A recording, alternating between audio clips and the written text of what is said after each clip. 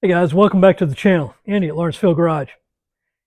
Have you ever gotten excited about pulling the engine out of a vehicle, maybe your donor vehicle, you found a crashed Tahoe or a Silverado? You want to get that engine out because it's going to be fixed up and you're going to put it into your project. But in your excitement of pulling the engine out, you realize something and you're not quite sure what it is. And then once you get the engine out, you realize what it is. Where am I going to put it? Have you got a place to put it? Do you have a cart or a dolly or something to put it on? Because I can guarantee you, if you're like me, once you pull it out and you set it down over here in the corner, in a while that's going to be in the way. So I'm going to have to pick it up and move it over here. And then that's going to be in the way. And that just goes on and on. So the best way I've found is to have some type of a dolly or a cart or something to put the engine on when you pull it out so that you can put it on that it can roll, and then you can move it about your garage or shop or whatever you have, just to make sure it stays out of the way until you're able to get to it and do something with it. There's plenty of little stands out there that aren't too expensive. You can buy them from, you can get little carts from places like Summit or Jegs, or even shopping on Amazon. The trouble is most of them don't have wheels or casters, so that they'll at least hold the engine upright, but you're still having the same issue. If you set the engine down here, you're going to have to pick it up and move it over there. So you're constantly getting your hoist out and moving this thing around. So you need one with casters on it. Most of the ones I've seen that come with casters, they may say that they're capable of holding the weight of the engine, but more often than not, they don't. Or at least after a while sitting in one spot, you'll find that the wheels flatten out and they just don't roll the way they used to. So that brings us up to what today's project is. Let's take a peek. Okay, this is my idea. All the steel I have down here is scrap steel I've either had from previous projects or just in my stash of metal that I just haven't thrown away. The only thing I've really bought new here are the casters. And they're supposed to be capable of holding up to about a ton for the 4 of them. But all the steel is used. Portions of mounts come from old projects. And the idea is to be able to take the engine once it's out of your vehicle, roll the cart underneath it, and set it down on it.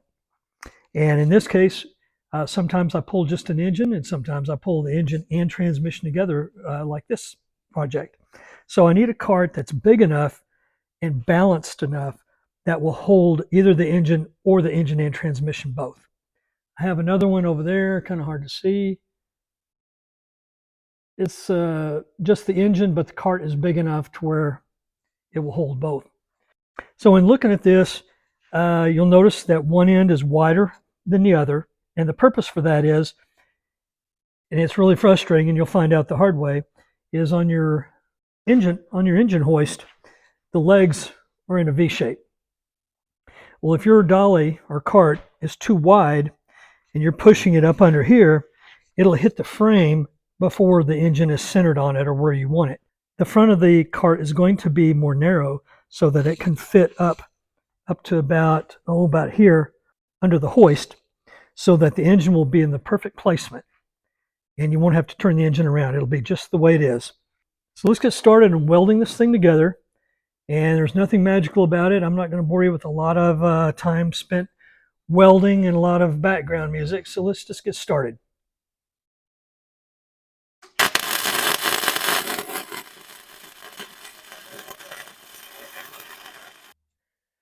Okay, I've got the basic frame welded up. It came out nice and straight. It's about 22 inches in the front in width. The length of these long bars are 56 inches, and the width in the back is 26 inches. So it's not completely out of kind of square, so to speak, but it is enough so that there's a little more stability in the back, and in the front it's narrow enough to easily fit between the legs of the engine lift. So now we're going to continue the transmission. Haven't decided yet if I'm going to mount it kind of like this, or if I'm going to turn it lengthwise. I probably will mount it this way. I'll put a hole in it here for the transmission mount bolt to kind of center itself, and then we'll lower the engine over this with the transmission sitting here, and that's where we'll determine exactly where to put the uprights on on the long frame. And then now we're going to continue welding, and we're going to put the end of the mount on the end of the steel shaft, and these are 12 inches long. And once we get these welded up, then we can mount them to the engine. The other part of the bracket is on the engine, and then roll the frame under it, and we'll see kind of the angle and the distance that these need to be cut at to mount just right to the frame.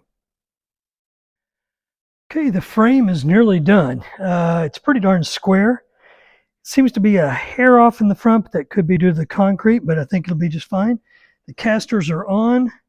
It rolls freely. Mounted the back portion where the transmission mount would be.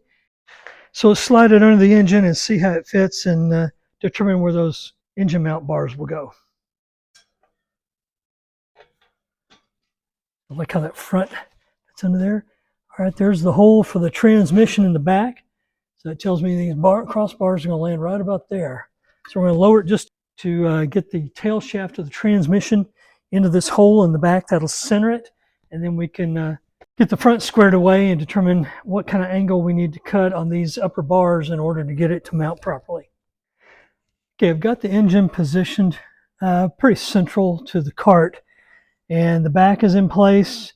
And since the mounts are adjustable, I've got a little leeway there. All I need to do now is tack these in place to make sure they're in the correct spot before I fully weld them. And you'll see the other side as well. Looks pretty good. And there she is, all welded up.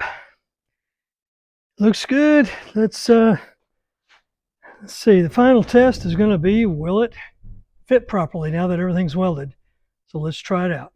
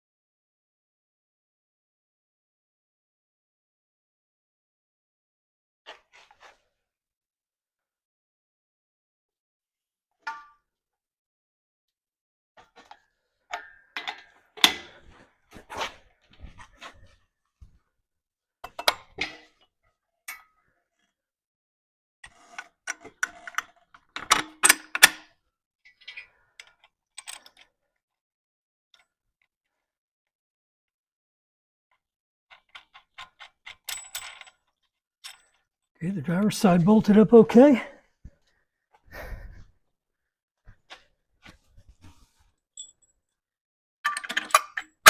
And so did the passenger side.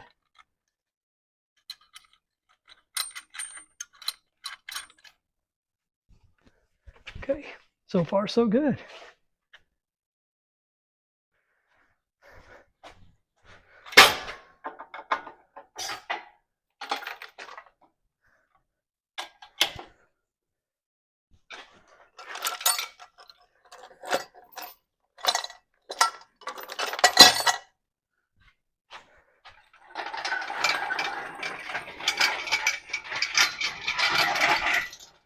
Hoist is out of the way. All four wheels swivel. All four have a lock, although that's not really a problem. But I've learned if you do buy casters, when you do, get four that will swivel, because it makes getting in a tight places much easier.